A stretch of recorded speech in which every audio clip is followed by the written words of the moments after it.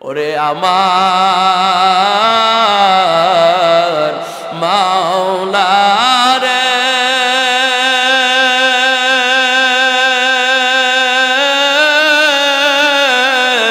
ওরে আমার মাবুদ রে তোমারে বুঝি আমি পাইলাম না কি যে উপায় হবে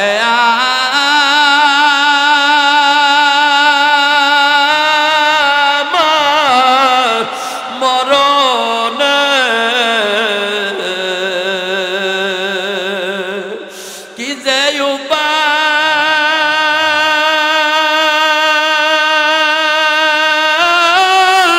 উপায় হবে আমার মরণে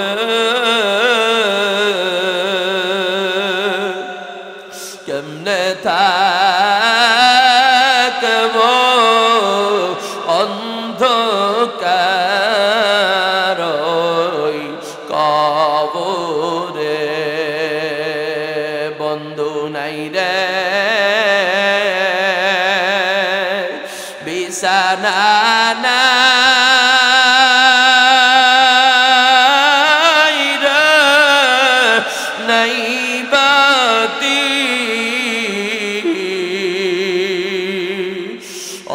অন্ধকার কবরে হবে বসতি সাপে কাটবে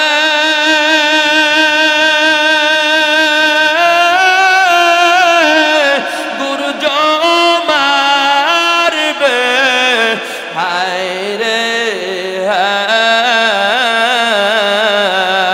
হায় আগুন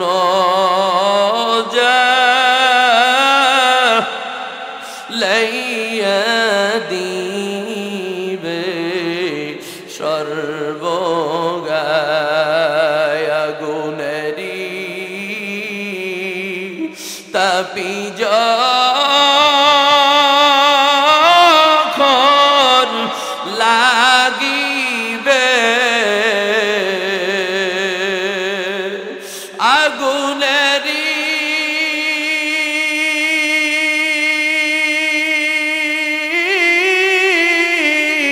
তাপি যখন লাগিবে গায়ের গোশত খইসা খইসা পরিবে কি যে উপায়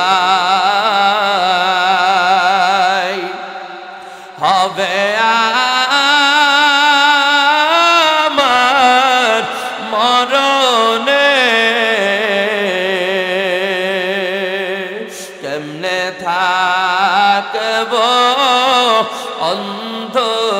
অন্ধকার কবরে আওয়াজ দিয়া বলি আল্লাহু আকবার ওই আল্লাহর গোলামি করার দরকার আছে না নাই কাজী বন্ধু আমি আপনাদেরকে অনুরোধ জানাই সময় কিন্তু বেশি নাই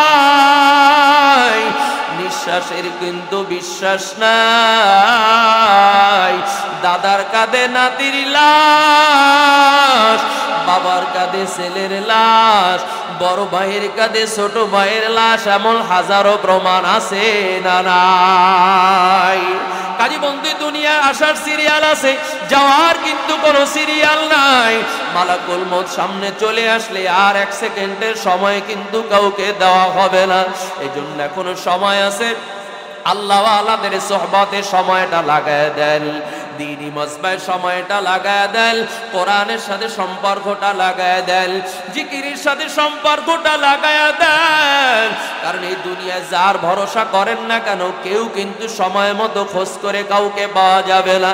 আমার আল্লাহ ডাক দেয়া বলেছেন, ইয়াউমা ইয়াফিরুল মারউ মিন আখি ওয়া উম্মিহি ওয়া আবি ওয়া সাহিবাতিহি ওয়া বানি। হাসরের ময়দানে মা সন্তানের পরিচয় দিবে না, বাবা সন্তানের পরিচয় দিবে না, সন্তান বাবার পরিচয় দিবে না, ভাই ভাইয়ের পরিচয় দিবে না, বন্ধু বন্ধুর পরিচয় দিবে না। সবাই শুধু পলায়ন করতে থাকবে, নাফসি নাফসি করবে। যার চিন্তায় সে সময় কাটাইবে। কিন্তু হাসরের ময়দানে আপনার আমার জন্য একজন মানুষ নিজের চিন্তা করবে না, নিজের আত্মীয় স্বজনের কথাও চিন্তা করবে না। সেই দিন ওই হাসরের ময়দানে সবার চিন্তা বাদ দিয়া উম্মতের চিন্তায় সিজদায় পড়ে আল্লাহর আরশের কিনারায় সিজদায় পড়ে আমার আল্লাহকে ডাক দেয়া বলবে, আল্লাহ আমার উম্মতকে বাঁচাও, আমার উম্মতকে বাঁচাও, রব্বি হাবলি ইয়া উম্মতি। এই জমিনের মধ্যে যত সৃষ্টি রাজি বানিয়েছেন, সৃষ্টি করেছেন, এই যাহা কিছু দেখি, যত কিছু সৃষ্টি আছে, এগুলা কি এমনে এমনে হয়েছে না পিছনে সৃষ্টিকর্তা আছে? বলেন নাই সবাই? আমরা সৃষ্টি হয়েছি, সমস্ত মাখলুক সৃষ্টি হয়েছে, কিন্তু এমনে এমনে হয় নাই। সৃষ্টির স্রষ্টা একজন আছে না নাই? সৃষ্টিকর্তা একজন আছে না নাই? তার নাম কি? শাহাদাত আঙ্গুলটা উঁচু করে বলেন, তার নাম কি? আল্লাহ পাক রব্বুল আলামিন এই সব কিছুকে সৃষ্টি করেছেন। বিশেষ করে আমরা অনেক সময় চিন্তিত হই, হিসাব করতে করতে করতে করতে এক সময় শয়তান মগজের মধ্যে ঢুকায় দেয় যে সব তোমার কথা মানলাম, কোনো সমস্যা নাই। আসমান সৃষ্টি হয়েছে, জমিন সৃষ্টি হয়েছে, মানুষ সৃষ্টি হয়েছে, জিন সৃষ্টি হয়েছে, সব সৃষ্টি হয়েছে, কোনো সমস্যা নাই। কিন্তু যাকে সৃষ্টিকর্তা হিসেবে মানো, তার উৎপত্তি কোথা থেকে আসলো? এই খেয়াল মাঝে মধ্যে মাথার মধ্যে ঢুকায় কি ঢুকায় না? যে তারাকে তাহলে কে সৃষ্টি করলো, সে কোথা থেকে আসলো? আচ্ছা বলেন, আল্লাহকে কে সৃষ্টি করেছে? এই প্রশ্ন যদি করা হয়, এই প্রশ্নের সমাধান কতদিন নাগাদ গেলে এটা সমাধান হবে? কে কোনোদিনের সমাধান আছে? সমাধান নেই। এক কথা এখান থেকে বুঝতে পারি, ওই বিষয় চিন্তা করার জ্ঞানই আল্লাহ আমার মেজাজের মধ্যে দেয় নাই। কারণ যদি এই চিন্তা নিয়ে পড়ে থাকি, চিন্তা করতে করতে একসময় নাস্তিক হয়ে যাব, বরং ঈমান হারা হয়ে যাব। এই কথার সমাধান কোনো মানুষ কোনোদিন খোঁজ করে পাবে না। বরং এর চেয়ে আমাদের জন্য উত্তম কাজ হলো ওই চিন্তা বাদ দিয়ে তিনি আমাদের সৃষ্টিকর্তা, তিনি আমাদের লালনকর্তা, তিনি রাজ্জাক, তিনি আমাদের পালনকর্তা, এই কথাকে যদি আমরা এক বাক্যে মেনে নিতে পারি, তাহলে আল্লাহ তাআলা দুনিয়ায় আমাদেরকে সফলতা দান করে দিবেন, আখিরাতেও আমাদেরকে সফলতা দান করে দিবেন। এজন্য আমরা অধিকাংশ মোনাজাতের মধ্যে আল্লাহ তাআলার কাছে আবেদন করে থাকি, রব্বানা আতিনা ফিদ দুনিয়া হাসানাতাও ওয়া ফিল আখিরাতি হাসানাহ, ربنا آتنا في الدنيا حسنة وفي الآخرة حسنة وقنا عذاب النار।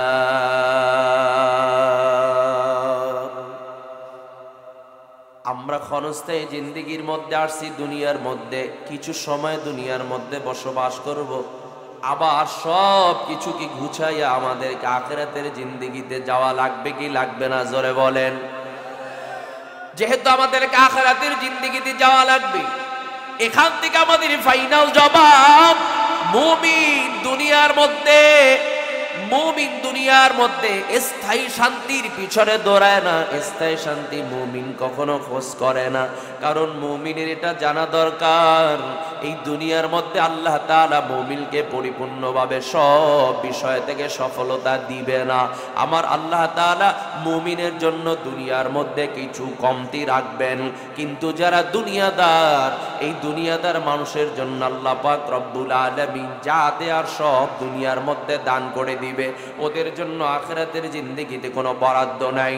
আর মুমিনের জন্য আল্লাহ তাআলা দুনিয়ার মধ্যে কিছু শান্তি, কিছু অশান্তি, কিছু শান্তি, কিছু অশান্তি, এর মধ্যে সময় অতিক্রম করে তার কিছু চাহিদাকে আমার আল্লাহ তাআলা অপূর্ণাঙ্গ রেখে তাকে দুনিয়ার থেকে বিদায় করাইবার পর, আখিরাতের জিন্দেগিতে যাওয়ার পর আল্লাহ তাআলা আখিরাতের জিন্দেগিতে সব বিষয় সফলতা দান করে দিবে, পরিপূর্ণ দান করে দিবে, যার কোনো তুলনা হতে পারে না, যেই বিষয়ে কোনো আর কমতি থাকবে না।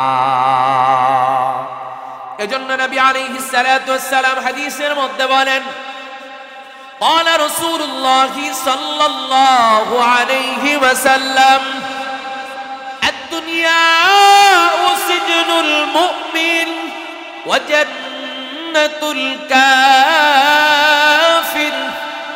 أو كما قال عليه الصلاة والسلام। নবী আলাইহিস সালাতু ওয়াস সালাম দুনিয়ার পরিচয় দিতে গিয়ে ইমানদার আর বেঈমানদের মাঝের পার্থক্য নবী আলাইহিস সালাতু ওয়াস সালাম বুঝে বলেন, দুনিয়ার মানুষ, এই দুনিয়াটা হলো মুমিনের জন্য জেলখানা, আর এই দুনিয়াটা হলো যারা দুনিয়াদার তাদের জন্য হলো বালাখানা। কথাটা হয়তো বা ছোট হতে পারে, কিন্তু যার ওজন অনেক বেশি। আমরা এখান থেকে যদি চিন্তা করি, অনেক বিষয়ের সমাধান নবী আলাইহিস সালাতু ওয়াস সালামের এই ছোট্ট কথার মধ্যে রয়েছে। দুনিয়াটা মুমিনের জন্য জেলখানা। এখান থেকে আমি এক কথায় জবাব দিতে চাই, বলবেন এটাকে কেন বলা হলো? এই কথার মূল অর্থ হলো, মূল জবাব হলো, জেলখানার মধ্যে মানুষ থাকার পর যেই শ্রেণীর মানুষই হোক না কেন, চাইলে কিছু করতে পারে নাকি? কতক্ষণ না কেন জেলখানার মধ্যে চাইলেই কি ঘুমানো যায়? চাইলেই কি খানা খাওয়া যায় নাকি? চাইলেই কারোর সাথে কথা বলা যায় নাকি? না না, কারোর সাথে সাক্ষাৎ করতে হলো তার জন্য টাইম নির্ধারণ আছে, ঘুমানোর জন্য তার জন্য সময় নির্ধারণ আছে, খানা খাওয়ার জন্য তার জন্য সময় নির্ধারণ আছে। ঠিক এজন্য এখান থেকে আমাদেরকে জবাব নেওয়া লাগবে। যদি আমরা নিজেদেরকে মুমিন দাবি করি, আমরা যারা এখানে বসা আছি, আমরা নিজেদেরকে মুমিন দাবি করি কিনা? যেইভাবে যে কইছেন তাতে তো কায়দা খারাপ। আমরা যারা মুসলমান, আমাদের ঈমান আছে না নাই? আল্লাহর প্রতি আমাদের বিশ্বাস আছে না নাই? আসমানের সমস্ত ফেরেশতার প্রতি আমাদের বিশ্বাস আছে না নাই? সমস্ত কিতাবের উপর আমাদের বিশ্বাস আছে না নাই? সমস্ত নবী রাসূলের উপর আমাদের বিশ্বাস আছে না নাই? পরকালের উপর আমাদের বিশ্বাস আছে না নাই? ভালো মন্দ তাকদীরের উপর আমাদের বিশ্বাস আছে না নাই? মৃত্যুর পর মাটির সাথে মিলে গেলেই অস্তিত্ব শেষ হয়ে যাবে এমনটা নয়, আবার পুনরায় জীবিত হতে হবে, সেই কথার উপরে বিশ্বাস আছে না নাই? যদি বিষয়ের উপরে বিশ্বাস থাকে তাহলে আমরা ঈমানদার, ঠিক না বেটি? জোরে বলেন। মিয়া, ভালো ছাত্রের পরিচয় এটাই, পরীক্ষা দিয়ে আসার পর যদি ওই ছাত্র বলতে পারে আমি যে অ্যান্সার করেছি তাতে আমার ধারণা আমি কমপক্ষে 90 নাম্বার পাবো। ছাত্র যদি লিখে আসার পরে ধারণাই দিতে না পারে সে কত নাম্বার পেতে পারে? যদি এমন ছাত্র হয়, পরীক্ষা দেওয়ার কাম দিলাম, লেখার কাম লেখলাম, যা পাই আর না পাই ওটা শিক্ষকে বুঝুক, ওইটা আমার টেনশনের দরকার নাই, তাহলে এই ছাত্র ভালো ছাত্রের পরিচয় হতে পারে না, ঠিক কিনা? জোরে কল। আর পরীক্ষা দিয়ে এসে ছাত্র যদি বলে আমি কমপক্ষে 90 নাম্বার পেতে পারি, তাহলে আশা করা যায় 90 না পেলেও কমপক্ষে 80 নাম্বার সে পাওয়ার যোগ্যতা রাখে। তাহলে আমরা নিজেরাই যদি নিজেদেরকে ইমানদার দাবি করতে না পারি, স্বীকৃতি দিতে না পারি, তাহলে আল্লাহ আমাদের এই কথাকে কবুল করবে না, গ্রান্টেড হিসাবে গ্রহণ করবে না। কাজে আমরা যদি দাবি করি, এই পথে চলার জন্য যদি চেষ্টা করি, তাহলে ইমানদারদের দপ্তরে আমার আল্লাহ আমাদের নামগুলো লিখতে পারে কি পারে না? তাহলে বন্ধু জবাব হলো, যদি নিজেকে ইমানদার মনে করেন, চাইলি খাওয়া যাবে নাকি? কেন আপনি কোথায় আছেন? আমার কথা আপনারা বুঝতেছেন না? কোথায় আছেন জোরে কন। পিছনের ভাইরা কোথায় আছেন? জেলখানার মধ্যে। চাইলি আপনি কথা বলতে পারবেন নাকি? কেন আপনি জেলখানার মধ্যে? চাইলি আপনি ঘুমাতে পারবেন নাকি? না না, চাইলি আমি ঘুমাতে পারি না, চাইলি আমি খানা খেতে পারি না, চাইলি আমি কথা বলতে পারি না, যা মনে চায় জবান থেকে সেটাই উচ্চারণ করব। না না, কারণ আমি কোথায়? এটা নবী সার্টিফিকেট দিয়েছেন, নবীর কথা আপনাদের বিশ্বাস আছে না নাই? তাহলে নবী বলেছেন, যারা মুমিন তোমরা দুনিয়াটাকে জেলখানা হিসাবে মনে করবা, আর যখনই তুমি জেলখানা মনে করবা তখন আল্লাহর কোনো বিধান তোমার কাছে আর কঠিন মনে হবে না। তুমি যখন জেলখানা মনে করবা তখন আমি নবীর তরিকা তোমার কাছে কোনো কঠিনই মনে হবে না।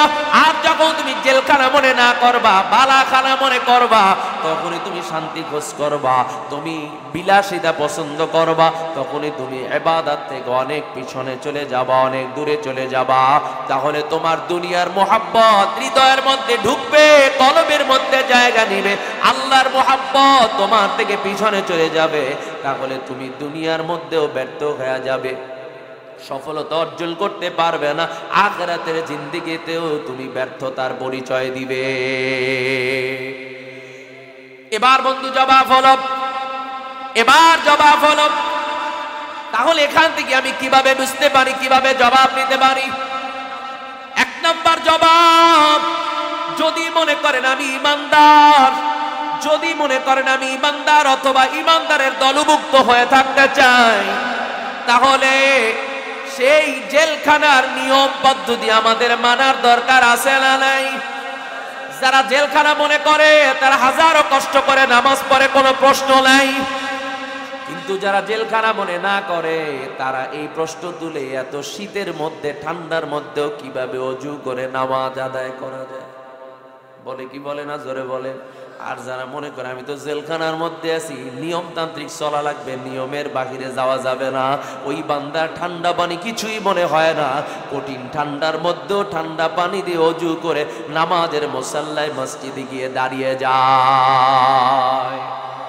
যদি মনে করেন আপনি জেলখানার মধ্যে আছেন, রোজায় হাজারো কষ্ট হোক, সিয়াম পালনে আপনার মোটেও কষ্ট মনে হবে না, কারণ আমি কোথায় আছি? তাহলে আমি জেলখানার মধ্যে আছি, নিয়ম মানা লাগবে, কিছুই করার নাই। চাইলেই তো জেলখানার থেকে বের হওয়ারও সুযোগ নাই। চাইলেই বের হওয়ার সুযোগ আছে নাকি? যে না, থাকলাম না, চলে গেলাম, কোথায় যাবেন? যাবেন কোথায়? আল্লাহর দুনিয়ার এরিয়ার বাহিরে যাওয়ার কোনো কায়দা আসেনি ভাই। যত চেতাচেতি করেন কোনো কাজ হবে না, যত ক্ষমতা দেখান না কেন কোনো কাজ হবে না। এরিয়ার বাহিরে যাওয়ার কোনো ক্ষমতা আছে নাকি? যেহেতু ভেগে যাওয়ারও কায়দা নাই, যেহেতু এরিয়ার বাহিরে যাওয়ারও কোনো কায়দা নাই, তাহলে অবশ্যই আমি জেলখানার মধ্যে আছি। আর যেহেতু জেলখানার মধ্যে আছে, অবশ্যই আমাকে নিয়মও মানা লাগবে। যদি নিয়ম না মানি তাহলে শাস্তির ব্যবস্থা আছে না নাই? দুনিয়ার জেলখানায় যেভাবে নিয়ম না মানলে তার জন্য শাস্তির ব্যবস্থা আছে, ঠিক তেমনি ভাবে এই দুনিয়ায় থাকা অবস্থায় মুমিন দুনিয়াকে জেলখানা মনে না করে যদি আল্লাহর হুকুমে বিদ্যাচরণ করে, তার জন্য আল্লাহর পক্ষ থেকে শাস্তি বরাদ্দ আছে না নাই? বিশ্বাস আছে তো আমাদের? এমনটা যেন বিশ্বাস না হয় যে মৃত্যুর পরে ও তো মাটির সাথে মিলে যাবে, অথবা আগুনে পুড়িয়ে ফেলবে, অস্তিত্ব হারিয়ে ফেলবে, কোনো সমস্যা নাই, সব শাস্তি তো সেখানেই হয়ে গেছে, যাওয়ার সাথে সাথেই স্বর্গে চলে যাব। কি আমাদের এই খেয়াল আছে নাকি কারো? না না, বরং আমাদের এটাই খেয়াল, فَمَن يَعْمَلْ مِثْقَالَ ذَرَّةٍ خَيْرًا يَرَهُ ومن يعمل مثقال ذرة شرا يره আল্লাহ পাক রব্বুল আলামিন এই কথা আমাদেরকে জানিয়ে দিয়েছেন এবং কথার উপর আমাদের পরিপূর্ণ বিশ্বাস। এক জাররা পরিমাণে নেকিও যদি আমলনামায় নিয়ে যেতে পারি সেটা আমার জন্য জমা আছে না নাই। যদি এক জাররা পরিমাণে গুনাহ নিয়ে দুনিয়া থেকে বিদায় হই সেটাও আমার জন্য আখিরাতের জিন্দেগিতে আমার হিসাবের খাতায় লেখা আছে না নাই। তাহলে এটাই আমাদের বিশ্বাস। ইনকিলাবের অস্ত্র মোদের লা ইলাহা ইল্লাল্লাহ, লা ইলাহা ইল্লাল্লাহ, লা ইলাহা ইল্লাল্লাহ। জিকিরেও জবান খুলেন না।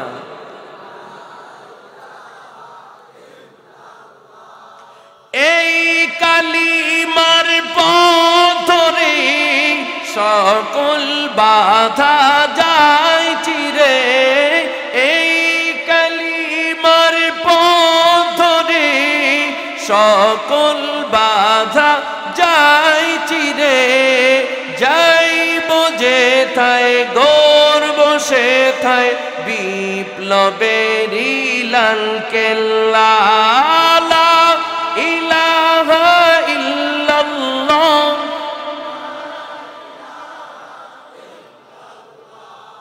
লা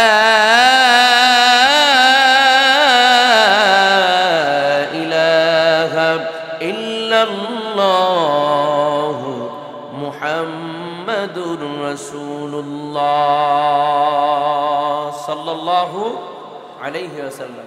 তার আমি কি কথা আপনাদেরকে বুঝাতে পারছি?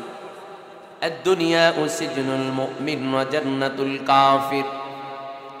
যেহেতু আমরা নিজেদেরকে ইমানদার দাবি করে মুমিন দাবি করি, যদি মুমিন দাবি করি তাহলে রাসূলের ভাষ্য অনুযায়ী আমরা আছি কোথায়? পিছনের ভাইরা বলে নাই কোথায়, জোরে কোন? জেলখানায়। তাহলে জেলখানায় চাইলেই ঘুমানো যায় নাকি? সেখানেও জেলখানার নিয়ম পদ্ধতি আছে না নাই? জেলখানায় চাইলেই খানা খাওয়া যায় নাকি? ওরে চালাক বাঙালি, যদি ভালো খাবার একটু সামনে আসে, মোটামুটি কায়দায় যদি 2, 4, 5 আইটেমের ভালো তরকারি সামনে নিয়ে আসে, তাহলে প্রথমে বিসমিল্লাহও কয় না, বরকতের দোয়াও পড়ে না। কারণ আগে যদি বরকতের দোয়া পড়ি অল্পের মধ্যেই তো বরকতে পেট ভরে যাবে, তাহলে তো সব আর সাফার করতে পারবো না। কেমন লোক আছে না নাই? শেষ এই গলা পর্যন্ত খাইয়ে কয় আলহামদুলিল্লাহ, আল্লাহ আজকে ঘোড়া ছেড়ে খাওয়াইছে।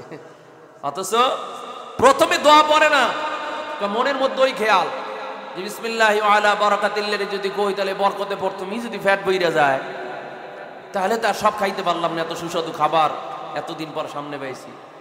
আচ্ছা, খাইলেই কি মানুষ বাঁচে না খাইলে মারাও যায়? কথা কয় না। খাইলেই মানুষ বাঁচে, খাইলেই মানুষ শক্তিশালী হয়?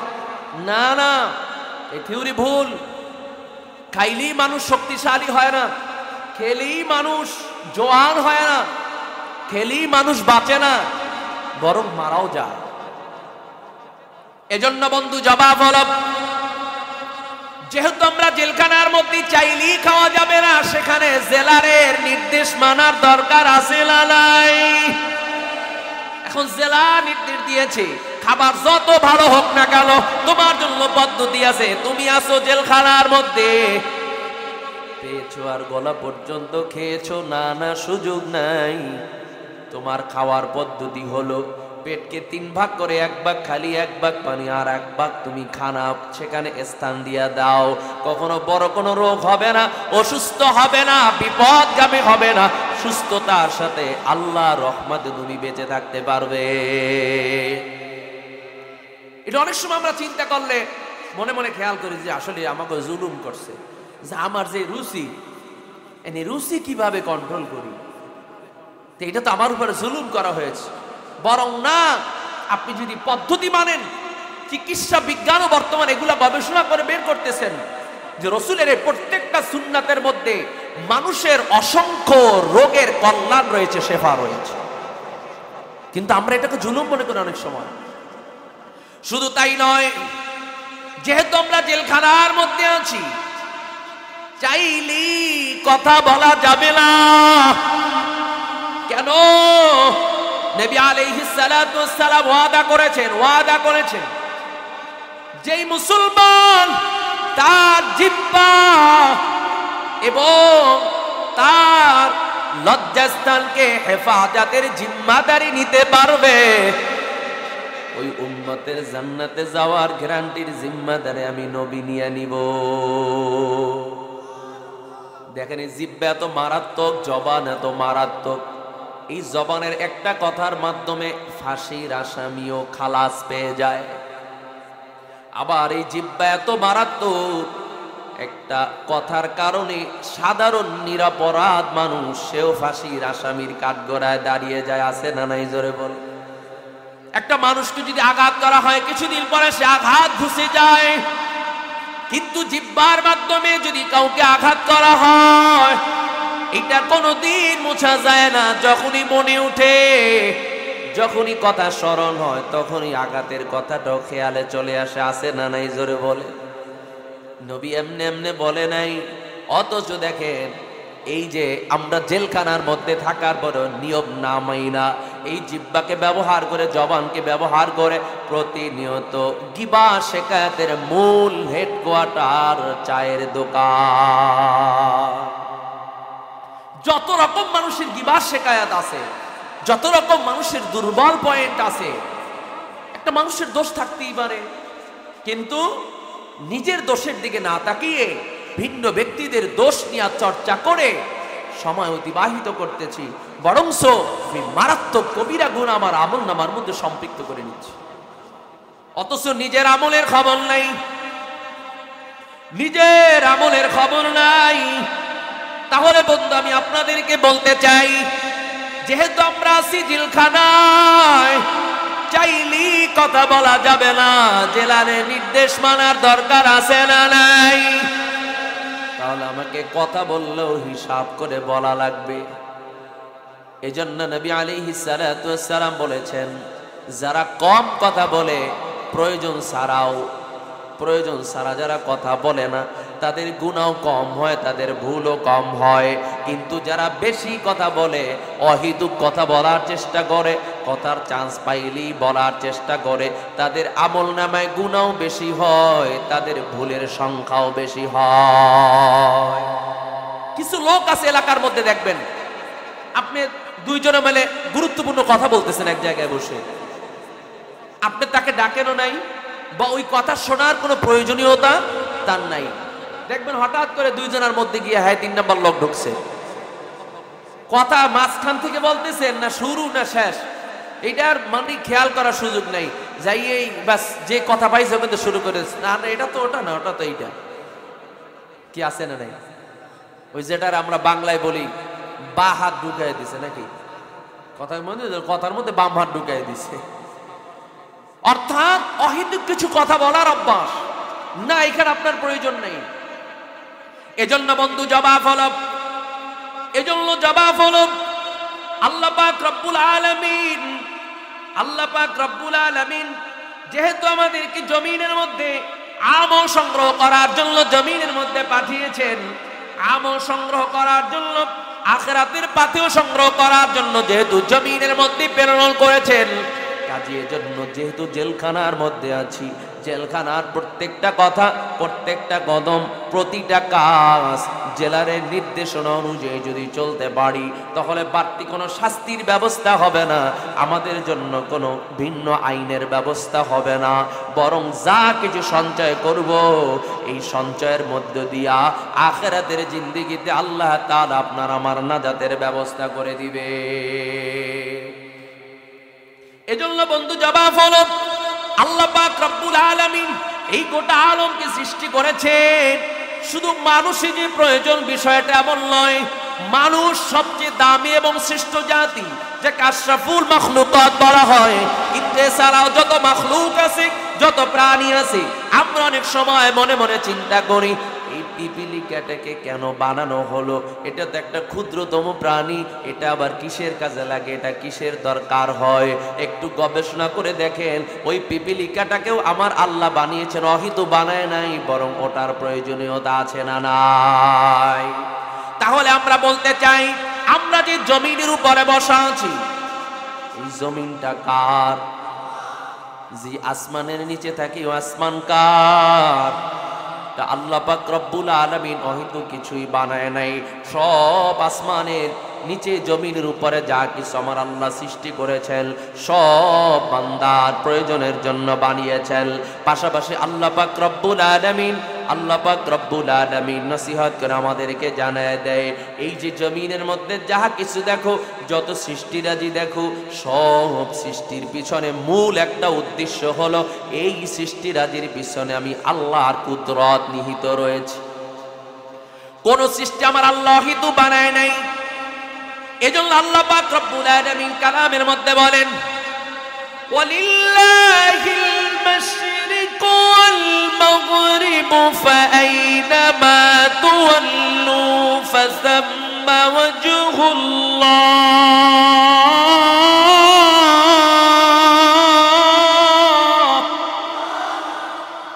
আল্লাহ পাক রব্বুল আলামিন বলেন, এই যে গোটা পৃথিবীর মধ্যে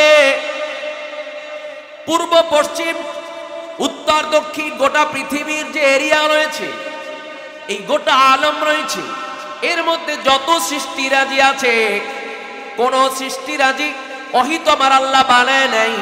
এই সৃষ্টিরাজি অবশ্যই আল্লাহ পাক রব্বুল আলামিন বলেন, আমি আল্লাহ পাক রব্বুল আলামিন এই যে সৃষ্টিরাজি জমিনের মধ্যে পাঠিয়েছি, সৃষ্টি করেছি, এই সৃষ্টির দিকে তুমি তাকাও। তুমি যদি সৃষ্টির দিকে তাকাও এবং তাফাক্কুর করো, গবেষণা করো, তাহলে আমি আল্লাহর চেহারা সেখানে দেখতে পারবে। এই যে মুফাসসির ইকরাম বলেন, আল্লাহর চেহারা বলতে কি বোঝানো হয়? আল্লাহর চেহারা বলতে আল্লাহকে বাস্তবিকভাবে সেখানে দেখা যাবে না, দেখা সম্ভব নয়, বরং প্রত্যেকটা সৃষ্টির পিছনে আল্লাহর কুদরত আছে না নাই? প্রত্যেকটা সৃষ্টির পিছনে আল্লাহর কুদরত রয়েছে। এজন্যই আল্লাহ পাক রব্বুল আলামিন কালামের মধ্যে বলেন, আল্লাহ পাক রব্বুল আলামিন বলেন, আমি আল্লাহ তাআলা এই যে জমিনের মধ্যে যত সৃষ্টিরাজি রেখেছি, এই সৃষ্টির দিকে তুমি যদি তাকাও, গবেষণা করে সময় দাও, তাহলে এক নাম্বার পরিচয় হলো, তুমি সেখানে আমি আল্লাহকে দেখতে পাবে, আল্লাহর পরিচয় পাবে। আর যখন বান্দা আল্লাহর পরিচয় পাবে, তখন ওই বান্দা আল্লাহর বিধান, আল্লাহর হুকুম মানতে তার মোটেও কোনো কষ্ট হবে না। কারণ যে যাকে মোহাব্বত করে, যে যাকে ভালোবাসে, ওই ভালোবাসার মানুষ যত কঠিন আইন প্রয়োগ করুক না কেন, ওইটা তার জন্য মোটেও কোনো কঠিন মনে হয় না, বরং হাজারো কঠিন তখন তার কাছে অনেক বেশি সহজ হয়ে যায়। কাজী বন্ধের জন্য জবাব হলো, ওই আল্লাহর পরিচয় নেওয়ার দরকার আছে না নাই? কথা বল না কেন? আল্লাহর পরিচয় নেওয়ার জন্য আল্লাহ পাক রব্বুল আলামিন কালামের মধ্যে নসিহত করেছেন। সংক্ষিপ্ত জবাব, আল্লাহ পাক এক নম্বরে বলেন, আলাম নাজআলিল আরদা মিহাদা। আমি আল্লাহ তাআলা জমিনকে কি বিছানা স্বরূপ আমি আল্লাহ বানায় দেই নাই? এই যে জমিনের উপর আমরা বসবাস করি, এই কুদরত কার? জোরে কন। মনে করছেন এমনি এমনি হয়ে গেছে? না না, স্বাভাবিকভাবে যে জমিনের উপরে আছি, এটা পানির উপরে ভাসমান একটা জমি, পানির উপরে ভাসমান, যার কারণে এই যে আমরা টিউবওয়েলের পানি ব্যবহার করি, অল্প কিছু দূর নিচে গেলে দেখবেন সেখানে পানির স্তর আছে। কোন কোন স্তরের পানি নোনা পানি, আবার কোন কোন স্তরের পানি বালুযুক্ত পানি, আবার কোন কোন স্তরের পানি মিঠা যুক্ত পানি। ঠিক কিনা জোরে কোন? এই যে পানির ব্যবস্থা আমার আল্লাহ এই ভাসমান জমিন পানির উপরে, আবার সেই পানির মধ্যে আমার আল্লাহ তাআলা বিভিন্ন স্তরে পানি রেখেছেন। এই পানি আল্লাহ তাআলা বান্দার ব্যবহারের জন্য, বান্দা গ্রহণ করার জন্য আমার আল্লাহ তাআলা রেখেছেন। যদি আমরা এখানে তাফাক্কুর করি, গবেষণা করি, তাহলে এখানে আমার আল্লাহর পরিচয় আছে না নাই? এগুলা সব এমনি এমনি হয় না, এর পিছনে একজন কারিগর আছে না নাই? তিনি কে? এই যে আমরা প্রতিনিয়ত কত পরিমাণে পানি ব্যবহার করি, শুধু ব্যবহারই নয়, এই জমিন থেকে যে পানি উত্তোলন করে আমরা ব্যবহার করি, শুধু ব্যবহারের মধ্যেই সীমাবদ্ধ নয়, বরং প্রতিনিয়ত অধিকাংশ সময় প্রতিনিয়ত গেলানকে গেলান পানি আমরা অপচয় করে পর্যন্ত নষ্ট করে দেই। আছে না নাই? আল্লাহর নিয়ামতের কদর করার দরকার আছে না নাই? জোরে বলেন। ওযু করতে গিয়াও দেখবেন ওযু জায়গার সামনে লেখা আছে পানি অপচয় রোধ করুন। অপচয়কারী কার ভাই? কথা কয় না। এগুলো আমরা নিজেরাই বলি, অথচ দেখেন ওযু করতে যাই সেখানেও পানি নষ্ট করি, খানা খেতে যাই সেখানেও অনেক পানি নষ্ট করি, অপচয় করে দেই, প্রয়োজন নয় তারপরেও সেগুলোকে অপচয় করে দেই। এই অপচয়ের মাধ্যমে আল্লাহ পাক রব্বুল আলামিন যদি হাসরের ময়দানে হিসাব চান, এই জবাব দেওয়ার মতো শক্তি কিন্তু দুনিয়ার কোনো মানুষের নাই। দ্বিতীয় নাম্বার জবাব হলো আল্লাহ পাক রব্বুল আলামিন কালামের মধ্যে বলেন ওয়াল জিবালা আওতাদা,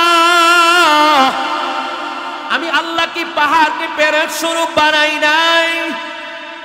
এই যে জমিন আল্লাহ বানাইবার পর, জমিন আল্লাহ তাআলা বানাইবার পর পানির উপরে ভাসমান জমিন হেলতেছে দুলতেছে, মানুষ বসবাসের কোনো উপযোগী নাই। মানুষ কিভাবে এর উপরে বসবাস করবে, কিভাবে থাকবে? আল্লাহ পাক রব্বুল আলামিন বলেন ওয়াল জিবালা আওতাদা, আমি আল্লাহ কি পাহাড়কে পেরেক স্বরূপ হিসেবে জমিনের মধ্যে লাগায় দেই নাই? অর্থাৎ গোটা পৃথিবীর আনাচে কানাচে বিভিন্ন জায়গায় বিশাল বিশাল পাহাড়ের মাধ্যমে আমার আল্লাহ পাক রব্বুল আলামিন এই জমিনকে স্থির রাখার জন্য পেরেক স্বরূপ চাপা দিয়ে রেখেছেন। সুবহানাল্লাহ কি বাসায় গিয়ে বলবেন নাকি? সুবহানাল্লাহর সাথে আপনাদের সমস্যা আছে কোনো? এটা বললে আবার বিরোধী দল আলার মানে কালকে আবার কিনা মামলা টামলা দেয় নাকি? কথা কন না কেন? হাদিসের মধ্যে আসছে এক বর্ণনায়, সুবহানাল্লাহ যে বান্দা ইখলাসের সাথে বলবে, একবার সুবহানাল্লাহ ইখলাসের সাথে বললে জমিন এবং আসমানের মাঝে গোটা পৃথিবীতে যত খালি জায়গা আছে, এই খালি জায়গা পরিমাণে নেকি বান্দাবান্দের আমলনামায় জমা হয়ে যায়। আমরা তো দুনিয়ার কাজে প্রতিযোগিতা করি, কিন্তু নেকের কাজে আমরা প্রতিযোগিতা করতে চাই না, পিছপা দিয়ে থাকি। আল্লাহ আমাদের সবাইকে কবুল করুক, সকলে বলি আমিন। এই জন্য বন্ধু জবাব হলো পাহাড় আল্লাহ বানাইছেন, প্রয়োজন আছে না নাই? আল্লাহর প্রয়োজন না বান্দার প্রয়োজন? বান্দার প্রয়োজন যা কিছু সব আয়োজন যিনি করেন তার নাম কি? বান্দার যা কিছু প্রয়োজন সব আমার আল্লাহ আয়োজন করে দেয়, অথচ ওই আল্লাহই বলে আমি আল্লাহ সব দিলাম তোর কাছে, শুধু প্রতিনিয়ত দৈনিক 5 বার আল্লাহর ডাকে সারা দিয়ে আমি আল্লাহর কুদরতি কদমে তোর কপালটা লাগানোর জন্য সময়টা চাইলাম, তো আমার আল্লাহ সব দিল। আল্লাহ আপনার আমার কাছ থেকে একটা সিজদা চাইলো, সেইটা দেওয়ার মতো সময় আমাদের হাতে নাই। নামাজের জন্য আহ্বান করলে অধিকাংশ মানুষ বলে হুজুর এখন হাতে সময় নেই, বলে কি বলে না জোরে কোন? মাহফিলের কথা বললে কয় এখন হাতে সময় নাই, জিকিরের মজলিসের কথা বললে এখন হাতে সময় নাই। সময় কিন্তু আসলেই নাই, মালাকুল মউত আসলে আর সময় দিব নাকি? 1 সেকেন্ড সময় কিন্তু আর দেওয়া হবে না। পরবর্তী জবাব, এই যে পাহাড়গুলো আমার আল্লাহ তাআলা গোটা পৃথিবীতে লাগায় রাখছেন, এই পাহাড় শুধু এমনি ফালায় রাখে নাই, বরং এই পাহাড়ের নিচে আমার আল্লাহ তাআলা অধিকাংশ দেশের মধ্যে আবার অনেক খনিজ পদার্থের আল্লাহ তাআলা সেখানে ব্যবস্থা করে রেখেছে। অনেক খনিজ পদার্থের ব্যবস্থা আমার আল্লাহ তাআলা পাহাড়ের মধ্যে আবার লুকায় রেখেছেন। শুধু তাই নয়, যত বান্দার জন্য জরুরি যত খনিজ পদার্থ রয়েছে এগুলা কিন্তু জমির উপরে কিছুই রাখে নাই।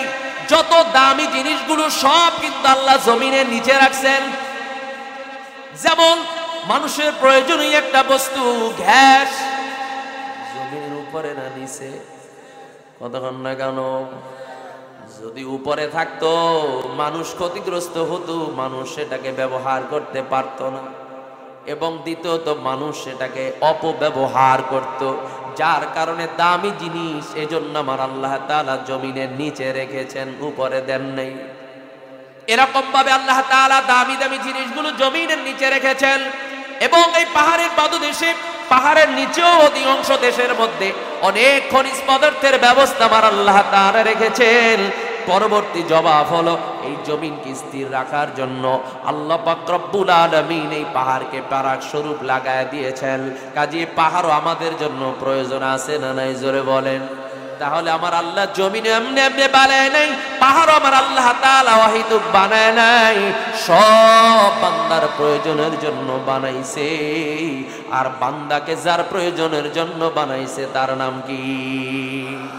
বান্দাকে একমাত্র আল্লাহ তার নিজের জন্য, নিজের প্রয়োজনের জন্য, নিজের গোলামির জন্য বানাইছে। পরবর্তী আবার আল্লাহ তাআলা সামনের দিকে বলেন, ওয়া খালাকনাকুম আজওয়াজা।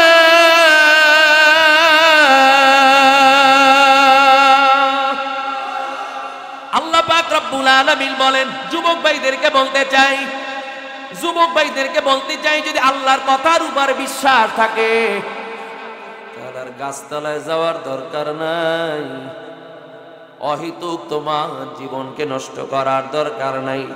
আমার আল্লাহর কথার উপরে যুবক ভাই বিশ্বাস আছে না নাই?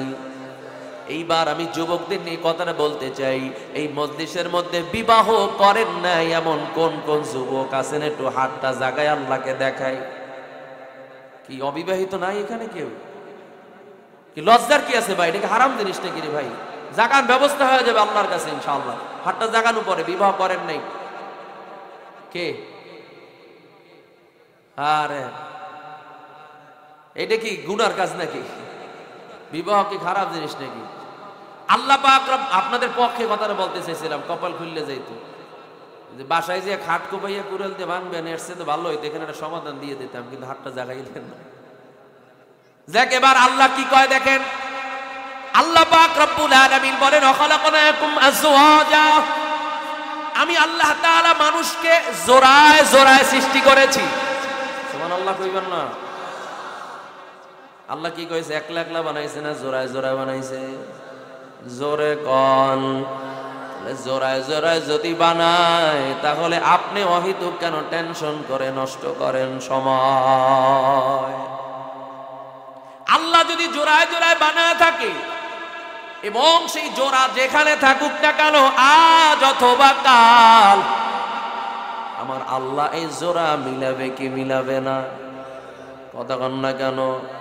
তাহলে টেনশন করার দরকার নাই, অহেতুক গুনার কাজে সময় নষ্ট করার দরকার নেই। আমার আল্লাহ বলেন, আমি জোড়ায় জোড়ায় সৃষ্টি করেছি। কাজে আল্লাহ তাআলা এই জোড়াকে অবশ্যই মিলায় দিবে। একটু ধৈর্য ধারণ করেন, এই ধৈর্য ধারণের মধ্য দিয়ে আল্লাহ তাআলা উত্তম ফয়সালার ব্যবস্থা করে দিবে। কিন্তু এখানে আমি যুবকদের পক্ষে একটা কথা বলতে চাই, কিন্তু তার হাতটা জাগাইল না। দেখতাম যে কতজন বিবাহ করেন। আচ্ছা, বিবাহ করছেন যারা, তারা একটু হাত জাগান তো, তাহলে বের হয়ে যাইবে। হ্যাঁ, হাতটা জায়গায় রাখা যায়। এখন দেখেন যে হাত নিচে আছে, কার কার আসেনি? এই যে ওই একজন পাওয়া গেছে। হ্যাঁ আছে, আলহামদুলিল্লাহ, লজ্জার কিছু নেই, হাত নামান। এবার যারা বিবাহ করছেন এবং যারা মুরব্বী গার্ডিয়ান আছেন, আপনাদেরকে একটা নসিহত আমি করতে চাই। এখনো অনেক মানুষ এই সেই পুরান কালচারের মধ্যে পড়ে রয়েছে, অর্থাৎ ছেলেদেরকে বিবাহ করাইতে চায় না। কেন? যে এখন পর্যন্ত নিজের পায়ে নিজে দাঁড়ায় নাই। নিজের পায়ে নিজে দাঁড়াবে কখন? বয়স যখন 40 হবে তখন। আচ্ছা, এখন যে হাঁটে কি আরেকজনের পায়? কথা কয় না রে ভাই। এখন কি সে আরেকজনের পা দিয়ে চলেনি, না নিজের পাও দিয়েই চলে? আমি আপনাদের কাছে জানতে চাই, ডানে বামে সামনে পিছনে একত্রে জবাব দিবেন, রিজিকের মালিক কে? এই কথায় বিশ্বাস আপনাদের আছে? তাহলে আপনি এই কথা বলেন কেন, বিবাহ করবা খাওয়াবা কি? কি কথা বলে কি বলে না? অর্থাৎ বিবাহ করতে হলে একটা গাড়ি লাগবে, একটা বাড়ি লাগবে, মাসে 50,000 ইনকাম লাগবে, এইবারে নিজের পা নিজে দাঁড়ায় নাকি? এরা যদি আরেকজনের পায়ে দাঁড়ায়।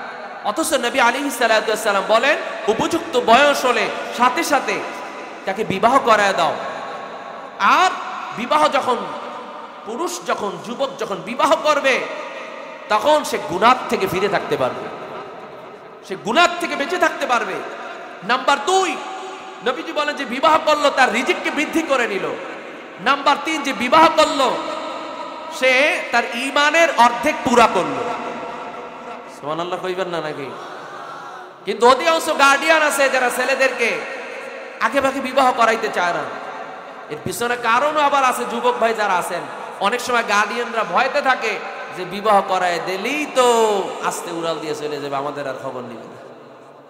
এখানেও সমস্যা আছে কাজী। তবে আমি বলবো আপনার হক আপনি আদায় করেন। এবার আপনার ছেলে যদি আপনার হক নষ্ট করে সে আল্লাহর কাছে জবাব দিবে, কিন্তু আপনি আল্লাহর আদালতে ঠেকে যাইয়েন না। কারণ বিবাহ উপযুক্ত হয়েছে, বিবাহ করাবেন না। এই সময় যুবক যত গুনাহ করবে এই গুনার অংশ সব মা বাবার আমলনামায় যেতে থাকবে। এজন্য কমপক্ষে 25-26 বছর বয়স হলেই বিবাহ করায় দেন। কোনোটার সমস্যা হবে না, লেখাপড়া কন, ইনকামে কন, কোনোটা হবে না। বরং যার রিজিক শেখায়, আমার রিজিককে আরেকজনে খেতে পারবে নাকি? যেমন আমার রিজিক আপনাদের এখানে লেখা আছে যে নদী পার করাইয়া তারপরে নিয়ে আসছে। আমার রিজিক আমার ছেলে খায় না, বরং আমার সন্তান, আমার স্ত্রী, তারা তাদের রিজিক খায়, আমি আমার রিজিক খাই। বরং আমি তাদের একটা জিম্মাদারি পালন করতেছি, তাদেরকে একই ফ্যামিলিতে একই জায়গায় আবদ্ধ করে রাখার জন্য, নেতৃত্ব দেওয়ার জন্য, পরিচালনার জন্য আমি একজন ফ্যামিলি মেম্বার হিসাবে আমি পরিচালনার দায়িত্ব পালন করতেছি। কিন্তু এই ক্ষেত্রে এই খেয়াল করার সুযোগ নেই যে আমারটা খাচ্ছে। বরং নবী আলাইহিস সালাতু ওয়াস সালাম হাদিসের মধ্যে বলেন যেই ব্যক্তি তার সংসারে, তার ফ্যামিলিতে আল্লাহ রাজি খুশির জন্য বাজার করবে, খরচ করবে, অর্থ দিবে, টাকা পয়সা দিবে, মন খারাপ করবে না, আল্লাহ রাজি খুশির জন্য দিবে, এই যা কিছু খরচ করবে এই সব খরচগুলো আল্লাহ রাস্তায় সদকা করার পরিমাণে সওয়াব আল্লাহ তাআলা তার আমলনামায় দান করে দিবে। তাহলে সংসার পিছনে খরচ করলে লাভ আছে না নাই? এটা আপনার বৃথা যাবে না, বরং সদকার সওয়াব আপনার আমলনামায় উঠতে থাকবে ইনশাআল্লাহ। তাহলে বন্ধু জবাব হলো কি, যুবক ভাইরা মনে মনে একটু খুশি যে আমাদের পক্ষে একটা কথা হয়েছে নাকি? যাক ইনশাআল্লাহ দোয়া করেন, আল্লাহ ব্যবস্থা করে দেবে ইনশাআল্লাহ। আরেকটু সময় চলবে নি। আল্লাহ পাক রব্বুল আলামিন, আল্লাহ পাক রব্বুল আলামিন জমিনের মধ্যে জোড়ায় জোড়ায় সৃষ্টি করেছেন। এটা নিয়ে আপনার টেনশনের কোনো দরকার নাই, কোনো প্রয়োজন নাই। আল্লাহ তাআলা যার জোড়া যেখানে রেখেছেন সময় মতো আল্লাহ তাআলা সেই জায়গায় তাকে মিলায় দিবেন, সাক্ষাৎ করায় দিবেন। কিন্তু এতটুকু ধৈর্য না ধরে তুমি যদি গুনার কাজে লিপ্ত হয়ে যাও তাহলে তোমার জীবন ধ্বংস হয়ে যাবে, অশান্তির মধ্যে তোমার জীবন চলে যাবে।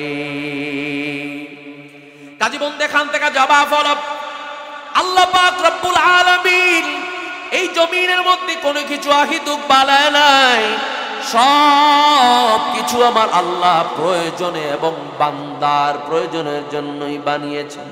আসমান আমার আল্লাহর কোনো প্রয়োজন নাই, জমিন আমার আল্লাহর কোনো প্রয়োজন নাই, চন্দ্র সূর্য তারকারাজি যা কিছু দেখি কোনোটাই আমার আল্লাহর প্রয়োজন নাই।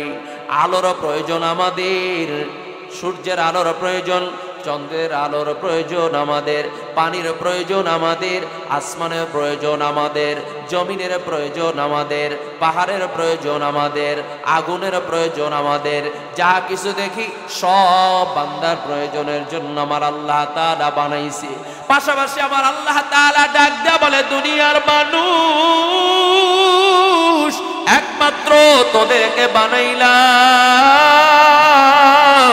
একমাত্র আমি আল্লাহর গোলামি করার জন্য, আমি আল্লাহর ইবাদতের জন্য। তুমি কি দেখো না কত মানুষ ইবাদত করতে করতে করতে করতে ইবাদত করা অবস্থায় দুনিয়ার থেকে বিদায় হয়ে যায়, আছে না নাই? জোরে বলেন।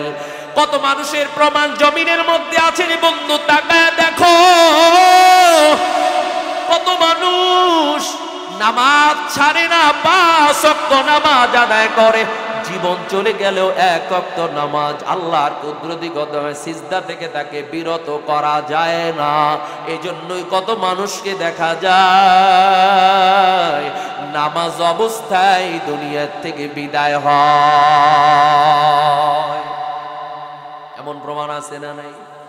সব সময় হাঁটতে চলতে আল্লাহর জিকিরে সময় কাটায়, জিকির করতে করতেই দুনিয়া থেকে বিদায় হয়, আছে না নাই? আল্লাহর জমিনে আল্লাহর দ্বীন প্রতিষ্ঠার জন্য জিহাদ এবং সংগ্রামে সময় কাটায়, শহীদের মর্তবা নিয়ে দুনিয়া থেকে বিদায় হয়। কোরআন তেলাওয়াতের মধ্যে সময় কাটায়, কোরআন তেলাওয়াত অবস্থায় দুনিয়া থেকে বিদায় হয়ে যায়। যে কারণে আমরা জানি উসমান রাদিয়াল্লাহু তাআলা আনহু, উসমান রাদিয়াল্লাহু তাআলা আনহুর জীবনীর মধ্যে আসছে যত মানুষ শহীদের মর্তবা নিয়ে দুনিয়া থেকে বিদায় হয়েছে, এর মধ্যে ব্যতিক্রম একজন শহীদ হলো উসমান রাদিয়াল্লাহু তাআলা আনহু। কারণ উসমান রাদিয়াল্লাহু তাআলা আনহু তিনিও শহীদ হয়েছিলেন।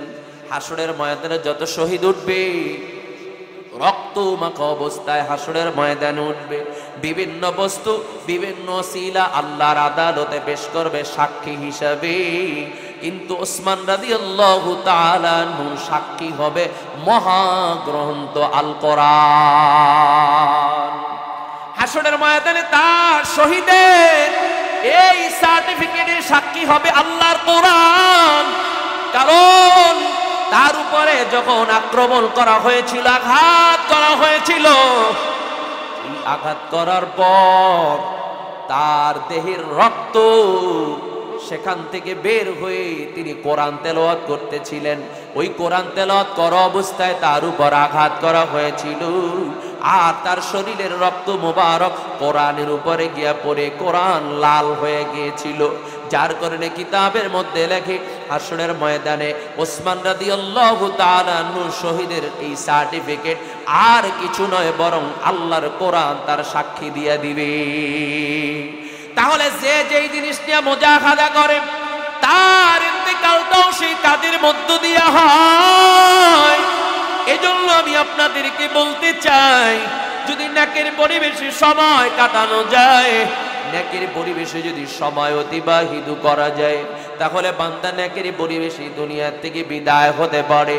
কাজে এজন্য আপনাদেরকে বলতে চাই, এই ক্ষণস্থায়ী জিন্দেগির মধ্যে আসছি, কিছু সময় জমিনের মধ্যে থাকবো, আবার কিছু সময় পরে দুনিয়া থেকে বিদায় হয়ে যাব। এই দুনিয়া থেকে বিদায় হওয়াটা যদি আমার ঈমানের সাথে হয়ে যায়, তাহলে তো আমার ইহকালীন জিন্দেগিটা সফল হয়ে গেল। আর যদি সেই বিদায়টা ঈমানের হালতে না হয়, যতই ভালো কাজ করি না কেন, বান্দার দুনিয়াও ব্যর্থ, বান্দার আখিরাতও ব্যর্থ হয়ে যাবে। এজন্য ঈমানদার মুমিন মনে রেখে দেন, মুসলমানের সবচেয়ে দামি সম্পদের নাম হলো ঈমান। ঈমান যে বান্দা তৈরি করে নিতে পারবে, ঈমান যে বান্দা মজবুত করে নিতে পারবে, ঈমানের উপরে যে বান্দা ইস্তেকামত থাকতে পারবে, ওই বান্দার মওতের সময় টেনশন নাই, ওই বান্দার মওতের সময় কোনো চিন্তা নাই। ওই বান্দার মওতের সময় আল্লাহ তাআলার ইবাদত, আল্লাহর গোলামির মধ্য দিয়ে বান্দা আল্লাহ রাজি খুশির মধ্য দিয়ে বিদায় হয়ে চলে যাওয়া লাগবে, চলে যেতে পারবে। কাজে আমরা আজকে যারা এখন উপস্থিত হয়েছি, আমি আপনাদেরকে বলতে চাই, আমরা ঈমান নিয়ে দুনিয়া থেকে বিদায় হওয়ার নিয়াত আছে না নাই? যদি সেই নিয়াত থাকে, হাজারো ব্যস্ততার মধ্যেও আল্লাহর গোলামি, 5 ওয়াক্ত নামাজ ধরার দরকার আছে না নাই? আপনি মাহফিল বলেন, জিকির আজকার বলেন, কোরআন তেলাওয়াত বলেন, যা কিছু বলেন, সব কিছুর মূল উদ্দেশ্য হলো ঈমান তৈরি করা, ঈমানকে মজবুত বানায় নেয়া। যদি ঈমানকে তৈরি করা যায় আর ঈমানের হালতে যদি দুনিয়া থেকে বিদায় হওয়া যায়, তাহলে ওই বান্দার হায়াত যদি সংক্ষিপ্ত থাকে, হায়াত যদি অল্প থাকে, তাহলেও বান্দা সফলতার দরওয়াজায় পৌঁছে যাবে। এই জন্য জমিনের মধ্যে হাজারো প্রমাণ, এই জমিনের মধ্যে হাজারো প্রমাণ, যারা আল্লাহকে ছাড়া কিছুই বুঝে না, নবীর আদর্শের বাহিরে কিছুই বান্দা করে না। আল্লাহ যেই কাজে বেজার সেই কাজের ধারে কাছেও বান্দা যায় না। আল্লাহ যেই কাজে রাজি সেই কাজ জীবন গেলেও কোনোদিন ছেড়ে দেয় না। এই কাজের উপরে যেই বান্দা তার জীবনকে লাগায় দিতে পারবে, এই কাজের উপরে তার হায়াতকে যেই বান্দা অতিবাহিত করে দিতে পারবে, ওই বান্দার আখিরাতের প্রত্যেকটা ঘাটের জিম্মাদারি স্বয়ং আল্লাহ নিজে নিয়ে নিবে। কাজী আল্লাহকে হাত করতে রাজি আছি না নাই? আল্লাহর সাথে সম্পর্ক ভালো করার দরকার আছে না নাই? নবীর তরিকার উপরে চলে নবীর সাথে ভালো সম্পর্ক করার দরকার আছে না নাই? কারণ এই দুনিয়া যার কথা বলেন না কেন, এই দুনিয়া ছেলে বলেন, মেয়ে বলেন, আত্মীয় স্বজন, মা বাবা বলেন না কেন, এই দুনিয়ার মধ্যে মূলত কেউ আপনার আমার আপন না। আপনার আমার আপন একজন, তার নামটা কি? একটু শাহাদাত আঙ্গুলটা উঁচু করে বলেন তিনি কে? হয় না আরো জোরে আওয়াজ দিয়ে বলেন আপনার আমার আপন কে?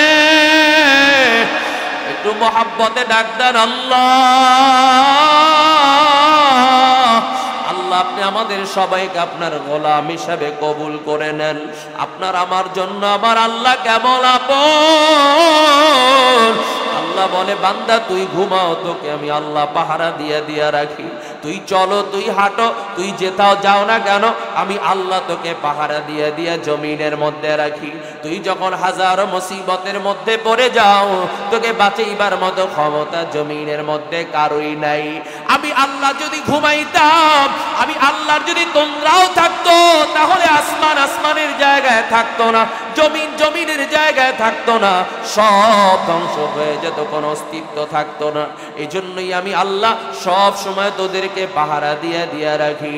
কখন কোন বান্দা আমি আল্লাহকে আল্লাহ বলিয়া ডাক দাও, আমি আল্লাহকে ডাক দিতে দেরি, আমি আল্লাহ বান্দার ডাকের জবাব দিতে মোটেও দেরি করি না। এই জন্য বন্ধু, আল্লাহই আপনার আমার আপন, ওই মুহূর্তেও আপনার আমার জন্য আল্লাহই আপন। কবরের জিন্দেগি তো আপনার আমার জন্য আল্লাহই আপন, হাসরের ময়দানও আপনার আমার জন্য আল্লাহই আপন।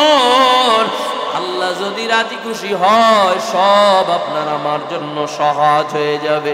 এই জন্য যেই বান্দা আল্লাহর সাথে সম্পর্ক লাগায়া দুনিয়া থেকে বিদায় হতে পারবে, কবরের জিন্দেগিতে যাওয়ার পর কোনো টেনশনের দরকার নাই, কোনো চিন্তার দরকার নাই। কবরের মধ্যে বান্দা যাওয়ার পর আল্লাহ পাক রব্বুল আলামিন ফেরেশতাকে ডাক দেয়া বলবে, ফেরেশতা খবরদার, আমার গোলাম কবরের মধ্যে আসছে, আমার গোলামের সাথে কোন রকম যেন বেয়াদবি না হয়, আমার গোলামের কোন রকম জানি কোন রকম সমস্যা না হয়। আমি আল্লাহর গোলাম কবরের মধ্যে আসছে, আমার গোলামের জন্য কবরের মধ্যে জান্নাতের বিছানার ব্যবস্থা করে দাও। আমার গোলামের জন্য কবরটাকে ওর চোখের দৃষ্টি যতদূর যায় ততদূর পর্যন্ত কবরটাকে প্রশস্ত বানাইয়া দাও। আমার গোলামের জন্য কবরের সাথে জান্নাতের সাথে রাস্তা বানায় দাও। শুধু তাই নয়, কবরের মধ্যে হাজার হাজার বছরের লম্বা সময় মাত্র একটা ঘুমের মধ্যে দিয়ে আল্লাহ তাআলা মুমিনের জন্য সময় কাটায় দিবে। বান্দা অনুভব করতে পারবে না কখন সময় চলে গেল, কখন তার কবরের জিন্দেগি শেষ হয়ে গেল। বান্দা হঠাৎ করে সজাগ হয়ে যাবে। সজাগ হওয়ার পর ফেরেশতাকে ডাক দেয়া বলবে, ফেরেশতা সবে মাত্র ঘুমাইলাম, আমার ঘুমের ডিস্টার্ব কে ঘটালো, আমাকে ঘুম থেকে কে জাগ্রত করলো? ফেরেশতা ডাক দেয়া বলবে, আল্লাহর বান্দা সবে মাত্র ঘুমাও নাই, তোমার কবরের জিন্দেগির সময় কেটেছে হাজার হাজার বছর। মাত্র একটা ঘুমের মধ্য দিয়ে আল্লাহ পাক রব্বুল আলামিন এই সময়কে অতিবাহিত করে দিবেন। শুধু তাই নয়, হাসরের ময়দানে যখন বান্দা উপস্থিত হয়ে যাবে, দুনিয়ায় বৈশা যারা আল্লাহর পাগল, আল্লাহকে ছাড়া কিছু বুঝে না, ওই বান্দাদের জন্য আল্লাহ পাক রব্বুল আলামিন কালামের মধ্যে নসিহত করে জানায় দিয়েছেন আল্লাযীনা ইয়াযকুরুনাল্লাহা কিয়ামান ওয়া কুউদান ওয়া আলা জুনুবিহিম ويتفكرون في خلق السماوات والأرض ربنا ما خلقت هذا باطلا سبحانك فقنا عذاب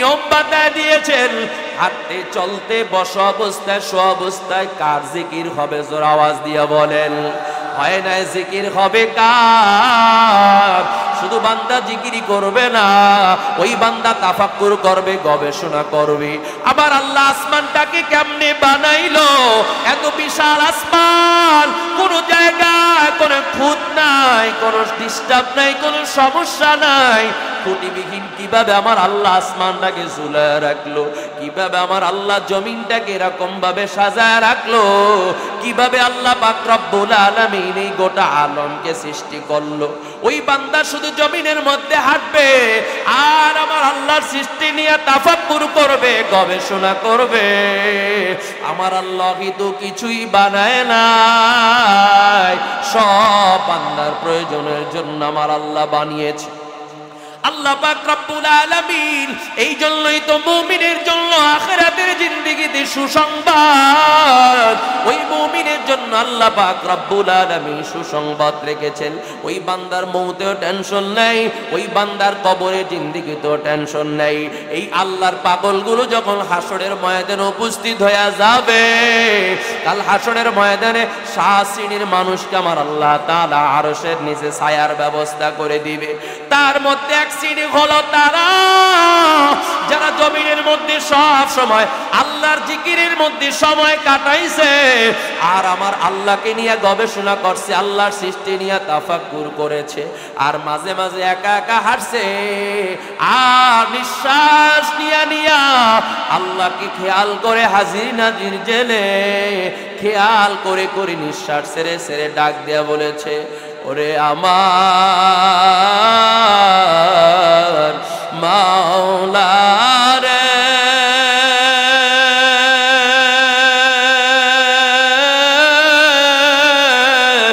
ওরে আমার মাবুদ রে তোমারে বুঝি আমি পাইলাম না কি যে উপায় হবে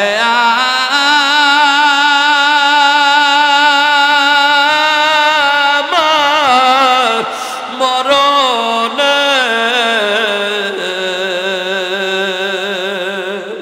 কি যে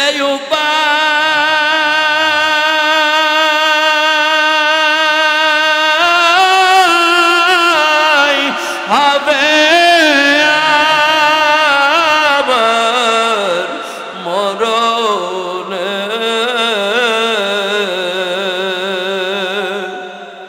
কেমনে থাকবো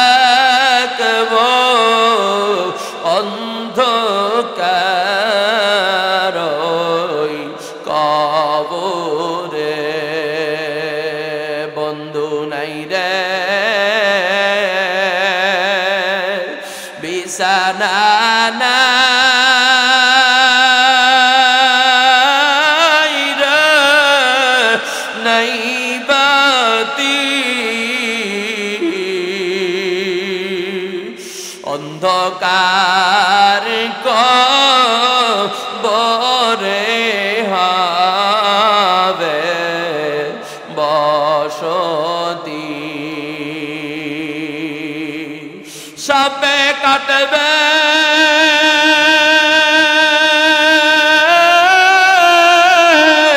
গুরুজ মারবে হায় রে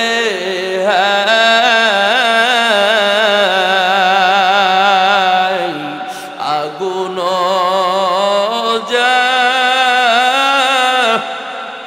লাইয়া দিবে সর্বগায় আগুনেরি তাপি যখন লাগিবে আগুনেরি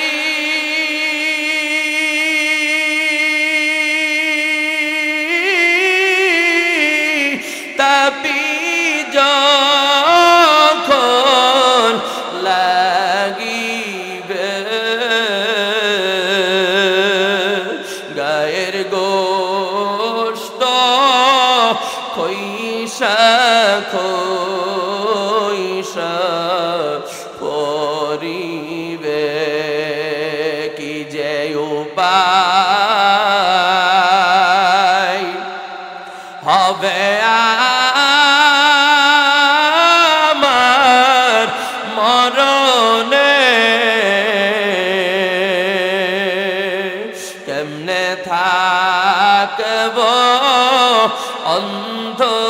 অন্ধকার কবরে আওয়াজ দিয়া বলি আল্লাহু আকবার ওই আল্লাহর গোলামি করার দরকার আছে না নাই কাজী বন্ধু আমি আপনাদেরকে অনুরোধ জানাই সময় কিন্তু বেশি নাই নিঃশ্বাসের কিন্তু বিশ্বাস নাই দাদার কাঁধে নাতির লাশ বাবার কাঁধে ছেলের লাশ বড় ভাইয়ের কাঁধে ছোট ভাইয়ের লাশ এমন হাজারো প্রমাণ আছে না নাই কাজী বন্ধু দুনিয়ার আসার সিরিয়াল আছে যাওয়ার কিন্তু কোনো সিরিয়াল নাই মালাকুল মউত সামনে চলে আসলে আর এক সেকেন্ডের সময় কিন্তু কাউকে দেওয়া হবে না এজন্য এখনো সময় আছে আল্লাহ ওয়ালাদের সোহবতে সময়টা লাগায় দেন দ্বীনি মজমায় সময়টা লাগায় দেন কোরআনের সাথে সম্পর্কটা লাগায় দেন জিকিরের সাথে সম্পর্কটা লাগায় দেন কারণ এই দুনিয়ায় যার ভরসা করেন না কেন কেউ কিন্তু সময় মতো খোঁজ করে কাউকে পাওয়া যাবে না আমার আল্লাহ ডাক দেয়া বলেছেন ইয়াউমা ইয়াফিরুল মারউ মিন আখি ওয়া উম্মিহি ওয়া আবি ওয়া সাহিবাতিহি ওয়া বানি হাসরের ময়দানে মা সন্তানের পরিচয় দিবে না বাবা সন্তানের পরিচয় দিবে না সন্তান বাবার পরিচয় দিবে না ভাই ভাইয়ের পরিচয় দিবে না বন্ধু বন্ধুর পরিচয় দিবে না সবাই শুধু পলায়ন করতে থাকবে নাফসি নাফসি করবে যার চিন্তায় সে সময় কাটাইবে কিন্তু হাসরের ময়দানে আপনার আমার জন্য একজন মানুষ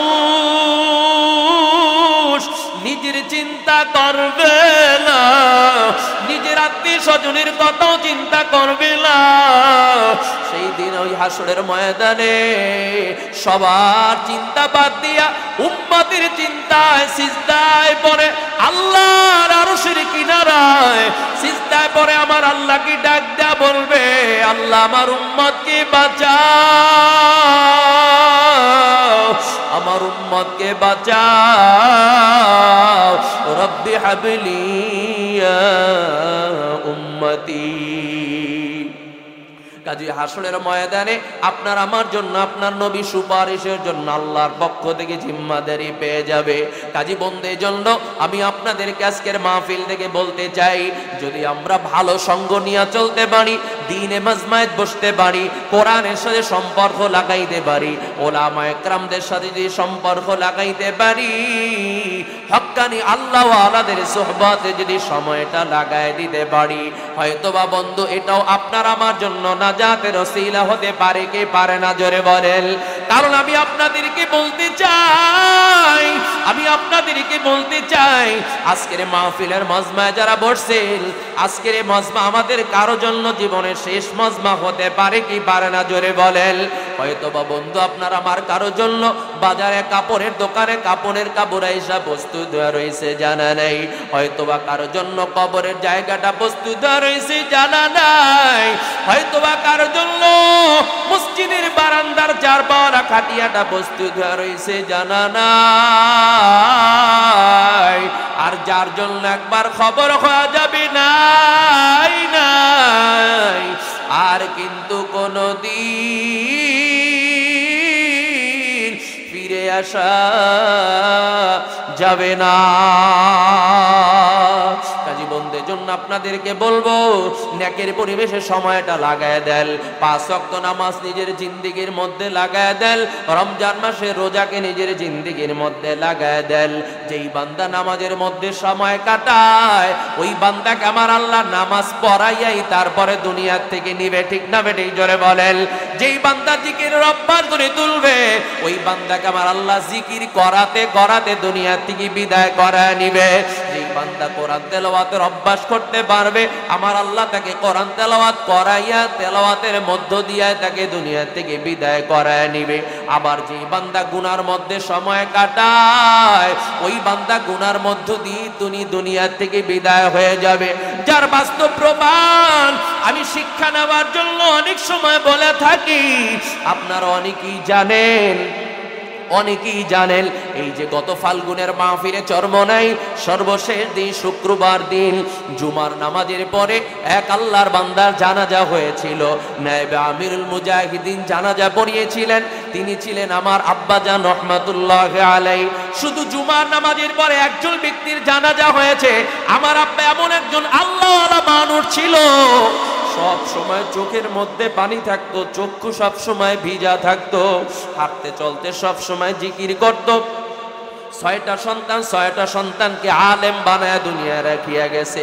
শুধু তাই নয়, তার জীবনের ওসিয়া ছিল, তিনি আমার আম্মার কাছে বলেছেন, আমি যখন ইন্তেকাল করব আমার ছেলেদেরকে বলবা আমি ইন্তেকালের পর ঈশা হুজুরের মাধ্যমে অথবা নায়েবে আমিরুল মুজাহিদিনের মাধ্যমে যেন আমার জানাজাটা পড়াবার ব্যবস্থা করে দেয়। আল্লাহর বান্দার ওসিয়াত আমার আল্লাহ এমন ভাবে কবুল করছে, কখনো চরমনের মাহফিল কামাই দেয় নাই, বরং বলেছে জীবন চলে যাবে মাহফিল কামাই দিব না, প্রয়োজনে চরমনের মাহফিল থেকে আমার লাশ আসবে, তারপরে আমি কখনো দিনই মজবা কখনো ছাড়বো না। আর আজকে সুযোগ থাকার পরেও কত মুজাহিদ ভাইরা আছি মাহফিল ছাড়িয়ে দেই, আল্লাহওয়ালাদের মজমায় যাওয়া দুনিয়াবি অজুহাতের মাধ্যমে ছেড়ে দেই। আল্লাহ পাক রব্বুল আলামিন এমন ভাবে তাকে কবুল করেছেন, তিনি যখন মাহফিলে বাড়ির থেকে রওনা হয়ে চলে আসছেন, সবার কাছ থেকে বিদায় নিয়ে তারপরে মাহফিলে চলে আসছেন। সবার কাছে বলিয়া বলিয়া বিদায় নিয়ে মাহফিলে আসার পর আল্লাহর বান্দা ভোর রাত্রি তাহাজ্জুদ পড়ার জন্য উঠেছেন। তাহাজ্জুদ পড়তে ওঠার পর আল্লাহর বান্দা ওযু করতে গিয়ে হোঁচট খেয়ে পড়ে গিয়েছিলেন। পড়ে যাওয়ার পরে যে অসুস্থ হয়েছেন, আল্লাহর বান্দা ময়দান ছাড়েন নাই, বাড়িও আসার খেয়াল করেন নাই। ওই অসুস্থ অবস্থায় শুক্রবার দিন সকালবেলা আল্লাহ পাক রব্বুল আলামিন তাকে নিয়ে গেছেন, দুনিয়ার থেকে বিদায় হয়ে গেছেন। আল্লাহ পাক রব্বুল আলামিন তার দোয়া এমন ভাবে কবুল করেছেন, আল্লাহ তাআলা তার ওসিয়তকে এমন ভাবে কবুল করেছেন। শুক্রবার দিন জুমার পর শুধু একজন ব্যক্তির জানাজা হয়েছে, তার জানাজা হয়েছেন। আল্লাহ পাক রব্বুল আলামিন শুধু পিসাব চর্ম নাই, তিনি জানাজা দিবেন এটাই কবুল করেন নাই, বরং তারা কয় ভাই তারা জানাজা অংশগ্রহণ করেছেন। শুধু তাই নয়, আপনারা জানেন বাংলাদেশের মধ্যে সবচেয়ে বৃহৎ মজমা হয় ফাল্গুনের মাহফিল চরমনাই, ঠিক না বেটি? জোরে আওয়াজ দিয়া বলেন। এত বিশাল জামাত আর কোথাও বাংলাদেশে হয় না। সেই জুমার নামাজের পরে নায়েবে আমিরুল মুজাহিদিন তিনি নামও বলেছিলেন, আপনারা অনেকে খেয়াল করেছেন। আমার নাম বলে, আমার আব্বার কথা বলে তিনি জানাজার নামাজ পড়িয়েছিলেন। আল্লাহর বান্দা ওসিয়াত করেছেন, জানো আমিরুল মুজাহিদিন অথবা নায়েবে আমিরুল মুজাহিদিন আমার জানাজা পড়ায়, এজন্য আমার আল্লাহ তাকে ওই ময়দানে নিয়েই তার মওতকে কবুল করেছেন। শুধু তাই নয়, তিনি বলেছেন যদি লাশও আসে, চরমনাই থেকে লাশ আসবে, তারপর মাহফিল কামাই দিব না। আল্লাহর বান্দা চরমনাই থেকে সাদা কাপড়ে প্যাকেট হয়ে তারপরে তিনি বাড়িতে চলে গিয়েছিলেন। কাজী বন্ধু, আমি আপনাদেরকে বলতে চাই অজুহাত দিয়া বন্ধু ইবাদত ছাড়িয়া দিবা? কোন অজুহাতে তুমি নামাজ ছাড়িয়া দাও? কোন অজুহাতে তুমি রোজা ছাড়িয়া দাও? কোন অজুহাতে তুমি জিকির ছাড়িয়া দাও? কোন অজুহাতে তুমি মাহফিল ছাড়িয়া দাও? আজকে তুমি বিদায় হয়ে যাবা, এই দুনিয়ার সবাই তোমার থেকে পৃথক হয়ে যাবে, আলাদা হয়ে যাবে। সবাই বলবে দ্রুত দাফনের ব্যবস্থা করে দাও, এই লাশ আমরা বেশিক্ষণ পাহারা দিব না। কার জন্য কি করলা, কার জন্য কি সাজাইলা? এই জন্য দুনিয়ায় যার কথা বলেন না কেন, কেউ আপনার আমার আপন না। আপনার আমার আপন হলো একজন, তার নামটাকে একটু আর একবার আওয়াজ দিয়া বলে।